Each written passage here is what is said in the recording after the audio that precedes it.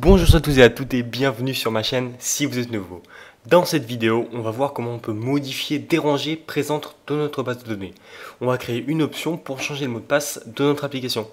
N'oubliez pas de mettre un like et de vous abonner si la vidéo vous plaît.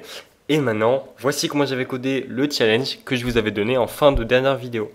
Pour le challenge de la dernière fois où je rajoutais une troisième option pour récupérer tous les noms d'utilisateurs, ici j'ai rajouté un print, donc 3, consulter les utilisateurs existants. Je regarde quand le choix est égal à 3. Si c'est égal à 3, j'exécute la fonction list usernames. Cette fonction là, elle va appeler la méthode de database handler getUsernameList. Donc c'est une nouvelle méthode qui est juste ici. Donc je crée un curseur. Ma query c'est select username, donc je sélecte seulement la colonne username depuis la table personne. Vous remarquez qu'ici je n'ai pas mis de condition comme avant. Il n'y a pas de where, vous pouvez faire ça, ça va juste sélectionner tout ce qu'il y a dans la base de données pour la colonne username. Ensuite j'exécute la query, je récupère le résultat avec le fetch all. Donc cette fois-ci on a plein d'éléments et on veut tous les garder. Et je vais aussi tous les transformer en dictionnaire. Donc ce que j'ai fait, c'est que j'ai utilisé la fonction map de Python. Ce qu'elle fait, cette fonction, c'est qu'elle prend une méthode, ici la méthode dict, et elle va appliquer cette méthode sur chacun des éléments de la liste qu'on lui donne en deuxième paramètre. Donc la méthode dict, elle s'utilisait comme ça. Voilà, et donc elle va mettre l'élément 0 de result, et après elle va mettre l'élément 1, et tout ça, ça va refaire une nouvelle liste result. Donc là, elle a transformé tous les éléments ici de SQLite 3.0 jusqu'à dict. C'est la méthode map. Je vous mets un lien vers la documentation juste en dessous si vous voulez en savoir plus. Ensuite, on ferme le curseur et on renvoie le résultat. On revient dans le main. Le résultat, ici, on va le parcourir avec une boucle for i in usernames. Et à chaque fois, on va print i de username. Car rappelez-vous, c'est un dictionnaire et on veut récupérer la colonne username. Le code de ce challenge est bien sûr disponible sur le GitHub, comme tous les autres codes que je montre dans mes vidéos. Restez bien jusqu'à la fin pour un autre exercice. Et n'oubliez pas qu'un serveur Discord communautaire est là si vous avez besoin d'aide ou si vous voulez juste parler avec des gens qui font de la programmation aussi. Enfin, dernière petite chose avant de commencer, ceux qui veulent me supporter dans mon travail, en plus du bouton s'abonner, il y a le bouton rejoindre. Vous pouvez débloquer des avantages, des rôles sur mon serveur Discord, des emojis en commentaire, il y aura votre nom dans mes vidéos, vous aurez des badges, etc. Donc voilà, merci d'avance à ceux qui le feront, il faut juste appuyer sur le bouton rejoindre. Sans plus tarder, on rentre dans le code, c'est parti! Donc aujourd'hui, on va voir comment on peut modifier le mot de passe d'un utilisateur directement depuis notre programme. On peut le faire déjà manuellement depuis la database, mais on va le faire depuis notre programme. Donc dans le menu connecté, d'ici, on va ajouter une option pour changer le mot de passe. Donc print 2. Changer le mot de passe. Et du coup, quand la personne se sélectionnera, eh ben, on va changer le mot de passe pour cette personne-là. Donc if choix égale 2, qu'est-ce qu'on va faire? On va appeler une autre fonction qu'on va créer juste ici, qu'on va appeler def change password, comme ça. Pour l'instant, je vais juste mettre pass. Pass, c'est un mot-clé pour dire qu'on ne fait rien, sinon on va avoir une syntaxe erreur. Et on va juste appeler la fonction password. On ne fait rien pour l'instant, on va faire quelque chose après, vous inquiétez pas. Change password, et une fois que ça s'est fait, du coup, ça va appeler la fonction. Et c'est ici qu'on va pouvoir changer le mot de passe. Donc, ce qu'on va faire quand on change un mot de passe, c'est qu'on veut récupérer le nouveau mot de passe. Et donc là, on sait que la personne est connectée, hein, donc on sait qu'elle a déjà bien mis son mot de passe déjà une fois. Donc on va juste récupérer le nouveau mot de passe. Donc new password égale input, veuillez entrer le nouveau mot de passe. Et on va aussi récupérer une confirmation pour être sûr qu'elle ne se soit pas trompée. Comme ça, new password confirmed égale input, veuillez confirmer le mot de passe. Voilà, donc la personne doit mettre le mot de passe 2 fois de suite. Et ensuite, et si seulement les deux sont égales, et ben là on va pouvoir changer le mot de passe avec le nouveau mot de passe. La personne peut avoir fait une erreur sur une touche et elle a mis un caractère sans qu'elle se rende compte. Donc on va regarder if new password égale à new password confirmed. Donc là on sait que les deux sont égaux et on peut changer le mot de passe. Donc là, on va aller appeler une méthode qui est dans le database handler. Donc avant de faire cette méthode, je vais juste rajouter un champ dans la base de données. Donc on ne va mettre pas ici pour dire que ça ne fait rien pour l'instant. On va aller rajouter un champ dans la base de données qui va compter combien de fois le mot de passe a été changé. Donc vous pouvez ouvrir SQLite Studio, sélectionner la database et sélectionner la table personne. Ensuite, vous allez dans structure et on va cliquer sur le petit bouton ici, le quatrième en partant de la gauche, et on va l'appeler NB Password Change. Ici, data type, ça va être un integer, donc égal à 0 qu'on a changé 0 fois, égal à 1 qu'on a changé une fois, vous comprenez le principe. On coche notre nul, on ne veut pas que ce soit nul, ça peut être égal à 0. Et on va mettre une valeur par défaut, parce que les valeurs qui sont déjà entrées dans la base de données, sinon elles ne savent pas quoi prendre en fait. Sinon elles vont être nulles par défaut. Et vu qu'on dit que c'était pas nul, et bah ça va pas marcher, ça va pas marcher. Default value, on va mettre ça à 0. Donc par défaut c'est égal à 0. OK. Ici, on va faire OK.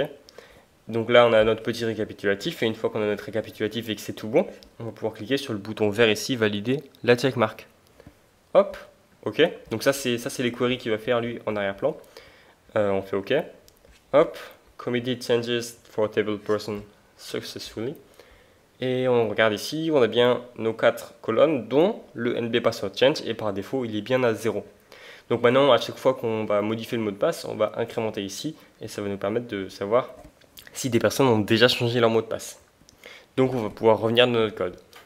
Quelque chose que vous avez peut-être remarqué, c'est qu'on a rajouté une colonne ici et du coup, il faut peut-être la rajouter au moment où on crée la personne. Sauf que non, parce qu'elle a une valeur par défaut, ce qui veut dire que ici, quand on crée un objet personne, une colonne personne, une rangée personne, pardon, on n'a pas besoin de la mettre et si on la met pas, on peut la mettre. Mais si on ne la met pas, ça va mettre 0 par défaut. Et nous, on veut que ce soit 0 parce que quand on crée une personne, elle n'a pas encore changé son mot de passe. Donc, quand on crée une personne, il n'y a rien besoin de modifier. Et c'est ça aussi qui est pratique en mettant des valeurs par défaut. Bref, on va pouvoir continuer.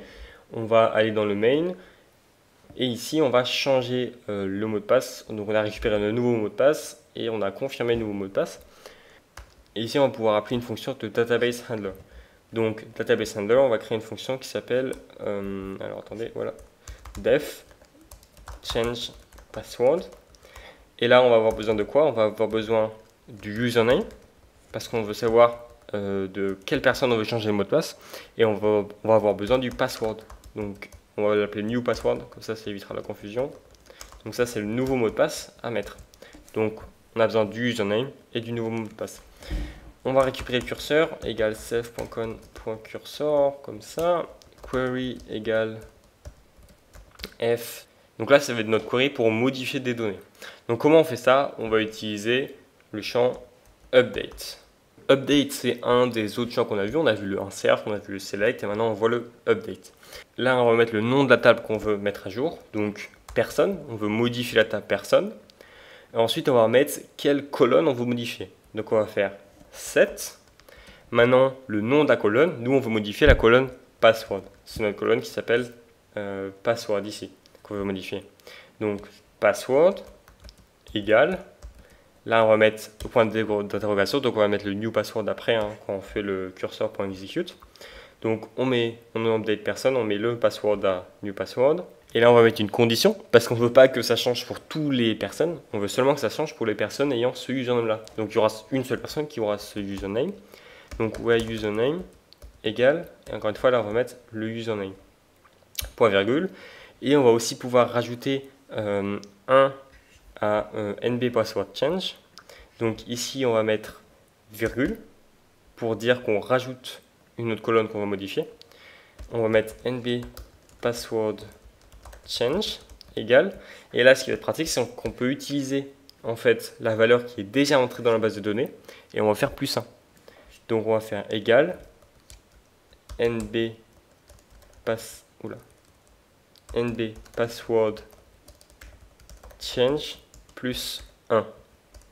Voilà, donc ici on modifie l'état personne, on met le mot de passe au nouveau mot de passe, on met le nombre de fois que le password a été changé, au nombre de fois que le password a été changé, plus 1, quand le username est égal au username donné. On va pouvoir ensuite exécuter ça, cursor.execute query.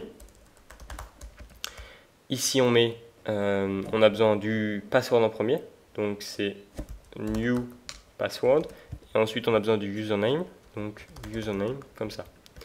Une fois que c'est exécuté, ça on voit rien, donc on va juste pouvoir, on va pas chercher des données, là on va juste modifier des données. Donc ça, on n'a pas besoin de récupérer ce qu'il y a dedans, comme on faisait avant avec le fetch all. Ici, on va juste faire cursor.close et ensuite, on va faire, du coup, on va rien retourner.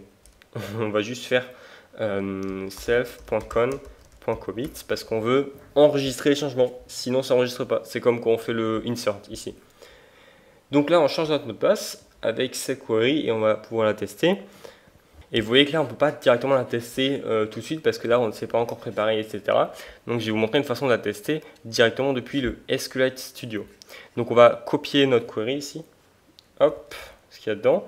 On va venir sélectionner la base de données, la bonne base de données. Et on va sélectionner ici ce petit icône-là. Et ça va nous permettre d'écrire du SQL. Donc, ça, c'est très pratique quand vous voulez faire des requêtes SQL parce que des fois, vous ne voulez pas tester sur votre code directement. Donc là, on va modifier cela. Donc on va mettre le mot de passe à nouveau, comme ça, à nouveau. Donc là, on met bien des guillemets. Donc NB password change, ça ne change pas. Quand le username égale à T2, comme ça. Donc là, c'est la même query, c'est juste qu'on va la tester directement dans la database sans passer par Python. Pour lancer, on vérifie bien qu'on a le bon database sélectionné et on va lancer ici. Donc là, il nous dit query finished in TAC, rows affected, 1. Donc il a changé une rangée. Si on va maintenant regarder dans notre table personne, data, et ici il faut refresh. Voilà, donc là pour le username Titouan, le password nouveau a bien changé et le nombre de password change a changé. Si on relance une deuxième fois, donc c'est juste ici, hop, on relance une deuxième fois. Donc le mot de passe ne va pas encore rechanger, mais ici le nombre de password change a rechangé. Ça n'a pas rechangé parce que c'était le même qu'avant, hein. C'est pour ça qu'il dit ça. Mais ici, ça a bien fait plus. Hein. Donc notre query marche bien et on va pouvoir la tester maintenant, l'utiliser dans le code Python. Ça évite de faire des erreurs en fait sur la database comme ça, c'est toujours pratique. Donc on va venir appeler cette méthode depuis notre main, databasehandler.changePassword. Et là, on va se rendre compte qu'il nous manque quelque chose. Il veut le username et il veut le mot de passe. Nous, on a le mot de passe ici, mais on n'a pas le username. Donc on va venir récupérer l'username qu'on a besoin ici. Hein. Je save juste ici, hop. On va venir le récupérer ici. Donc on va dire username .string. Donc on récupère le username au moment où on veut changer le mot de passe. Ici on va bien pouvoir passer le username et le nouveau password. Ok. Maintenant ici quand on appelle cette fonction, il va aussi falloir lui donner le username. Donc pour l'instant on l'appelle ici. Et ici aussi il va falloir lui donner le username. Sauf que ici non plus, on ne récupère pas le username. Donc on va pouvoir le récupérer ici. Username .str. Et ici on va pouvoir le donner. Et maintenant, quand on appelle cette méthode-là, il va falloir lui donner le username. Donc où c'est qu'on l'appelle? On l'appelle ici. Et on l'appelle ici. Ça tombe bien, dans les deux cas, on a accès au username. Donc dans le login, on va pouvoir lui donner le username. Et dans le register, on va pouvoir lui donner le username. Voilà. En fait, c'est cette histoire de pouvoir récupérer le username pour savoir pour qui il faut changer le mot de passe.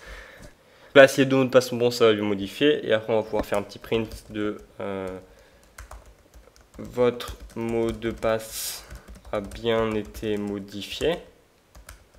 Hop. Sinon, on va pouvoir faire print les mots de passe ne correspondent pas. Voilà. Parce que les deux mots de passe entrés ici ne correspondent pas, c'est pas les mêmes. Entrée, voilà, comme ça. On va pouvoir tester tout de suite en lançant notre code. Je lance, donc bienvenue sur T2Game non connecté. On va se login parce qu'on a déjà un compte, c'est Titouan, et qu'est-ce que j'ai mis? On va pouvoir aller regarder, on triche un peu, c'est nouveau. Enfin non, c'est pas nouveau qu'on triche. Vous êtes connecté à votre compte T2Game. Donc maintenant on a bien se déconnecter et changer le mot de passe. On va tout de suite tester la 2. Donc le nouveau mot de passe, on va mettre, j'ai plus d'idée là, on va mettre micro parce que je parle à un micro. Veuillez confirmer le mot de passe, micro. Hop, votre mot de passe a bien été modifié. On va recharger ici, voilà, ça a bien été modifié. Et le nombre de password change a encore une fois augmenté. Et on va se déconnecter, voir si ça a bien marché, histoire de, voilà, comme ça, login. Donc Titouan, et maintenant, si je mets l'ancien qui était coucou, je crois. C'était quoi? J'oublie. Non, c'était nouveau l'ancien. Nouveau, hop, ça marche pas. Nom d'utilisateur, mot de passe incorrect. Si je teste maintenant Titouan en mettant micro, vous êtes connecté à votre compte T2Game. Et là, on peut rechanger le mot de passe. Donc, vous avez compris le principe. Hein. On va juste tester, histoire quand ça ne correspond pas. Donc, les mots de passe ne correspondent pas et il n'a pas changé ici. voyez, c'est toujours la même chose qu'avant. Donc ça marche bien, on a réussi à update la base de données depuis le code Python et changer les valeurs pour déranger. Et voilà, c'est déjà la fin de la vidéo. J'espère que vous avez aimé. Si oui, n'oubliez pas de mettre un like et de vous abonner. Avant qu'on se quitte, voici ce que je vous propose de coder en attendant la prochaine vidéo. Le but, ça va être d'ajouter une description aussi. On peut se login comme d'habitude. Moi, c'était titre ou un micro ici. Et là, vous voyez, il y a une troisième option, changer la description. Et si on la prend, hop, il nous dit vos descriptions actuelles. Donc là, ça va chercher la description qu'il y a maintenant. Ceci est ma description actuelle. Et on peut entrer une nouvelle description. Donc, ma nouvelle description. On fait entrer, votre description a bien été modifiée. Si on rechange, on voit que la description actuelle a changé. C'est bien dans ma nouvelle description. Ça a bien été enregistré dans la base de données.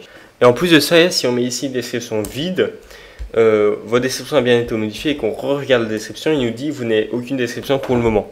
Donc voilà, s'il y a un truc vide ou si c'est égal à nul, ça nous dit vous n'avez aucune description pour le moment. Et on peut bien sûr la changer, hein. Ça on peut toujours le faire. Voilà. Dans la prochaine vidéo, on va voir comment intégrer une base de données sur un bot Discord et comment bien le faire. Pour ça, on va créer un temp mute qui va mute des personnes pour une durée déterminée. Mais en attendant, c'est tout pour moi. Je vous dis au revoir, à la prochaine. C'était Titouan.